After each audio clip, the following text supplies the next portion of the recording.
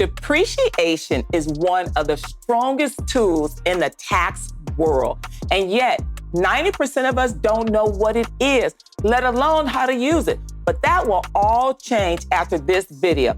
So grab a notepad, a snap, a little something to drink, because we're about to take a deep dive, my friend, into the world of depreciation so you can start making some powerful tax plays. Depreciation is the ability for business owners to recover the cost of their investment in rental property over time. When you go out and you purchase a piece of property, you don't get to write off the entire cost of that property in the year that you purchase it. So depreciation under Code Section 167 allows you to write it off over time, over years that the IRS states that we can utilize for recovering the cost of our property.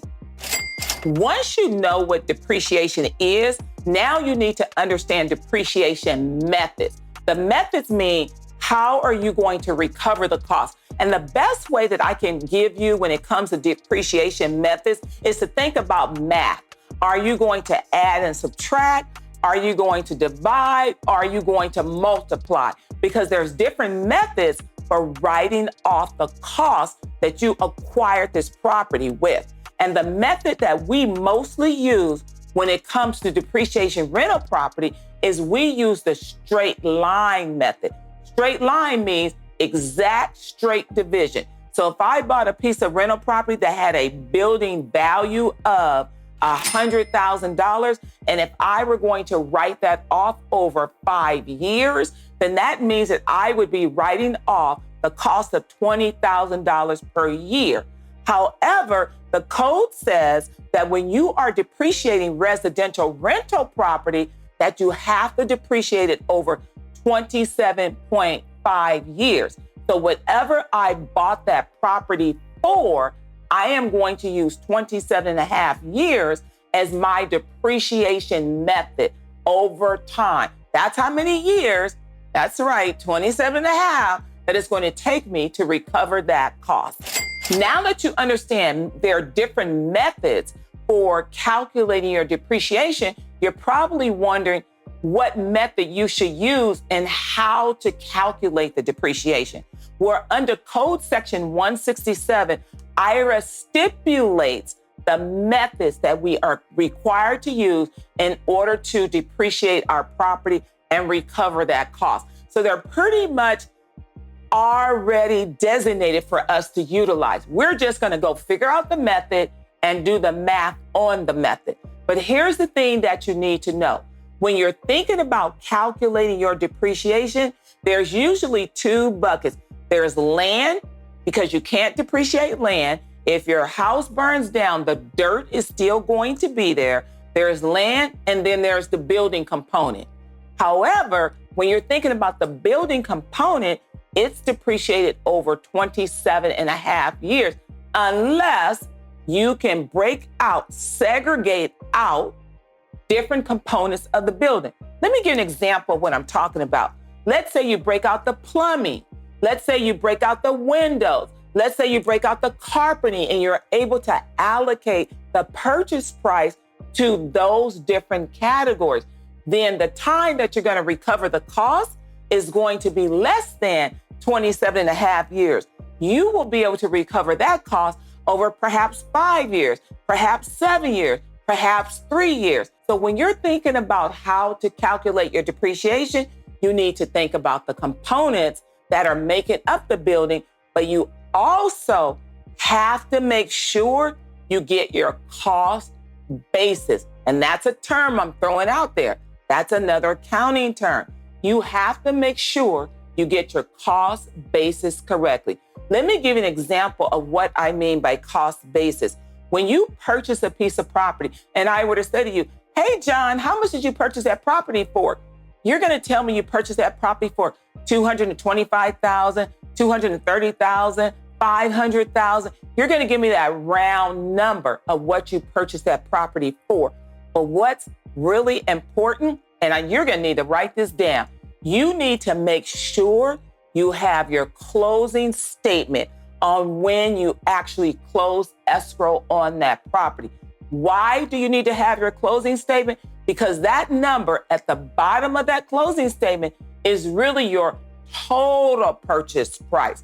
So it's very important that you understand that is your total purchase price, what it's sold for, plus all the costs you incurred to close the property.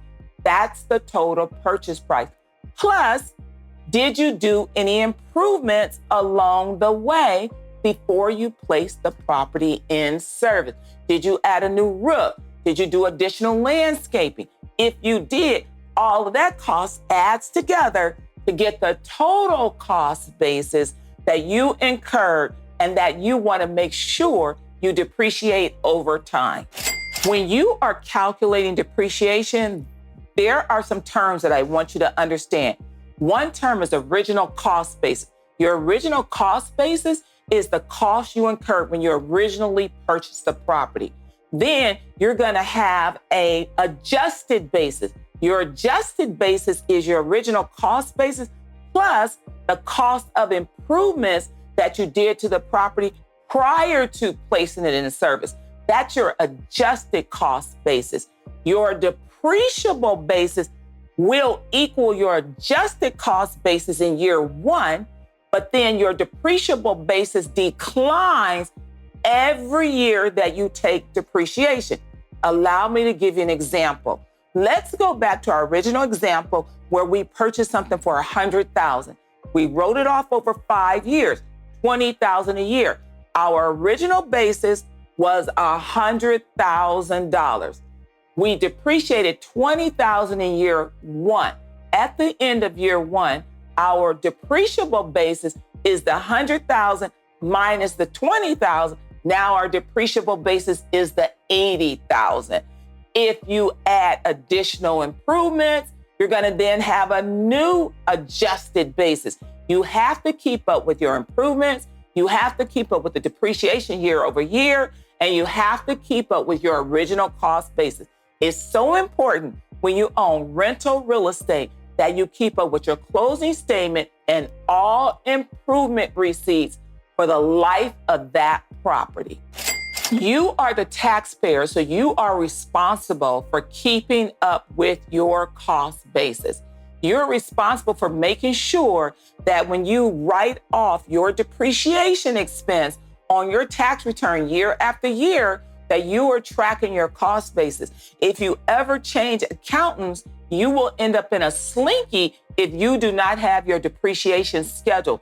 So it's so important that you are tracking the cost basis of exactly what you purchased in rental property. It's so important you're tracking your improvements. It's so important that you are tracking your depreciation. And you want to make sure you keep up with all of this stuff for tax purposes. You can take a nice deduction on your tax return for depreciation, but you can only take that deduction if you can verify what you paid for the property, if you can verify the improvements that you put in the property. And remember, IRS has the right to audit your rental property from inception to date. Let me give you an example. Let's say we're in 2025 and you're being audited. And let's say you acquired a rental property in 2020, 5 years ago. However, year 2020 may be barred by the statute of limitation, but the rental property is not barred by the statute of limitation. IRS can go all the way back to the year 2020 and look at the cost basis because that's still something that you're currently depreciating on your tax return in 2025. So it's so important, my friends, that you keep very, very good record. So important that you have a tax professional that thoroughly understands depreciation.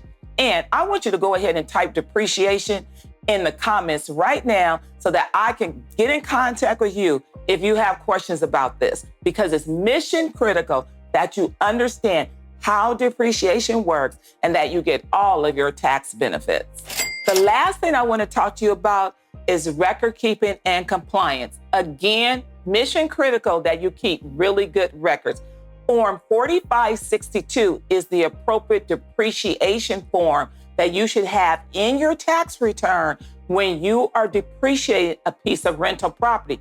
That form comes into play in year 1, and you should see that form every single year thereafter. Keep all your forms 4562. Even if you're past the statute of limitations, you want to have that form from prior tax returns, because it will become very important if you ever get ready to sell that rental property. It will become very important if you ever decide you're going to do a 1031 exchange into another piece of rental property. So keep up with your record keeping, making sure you keep track of your closing statement. It's a HUD-1 is the form number at the bottom of the form.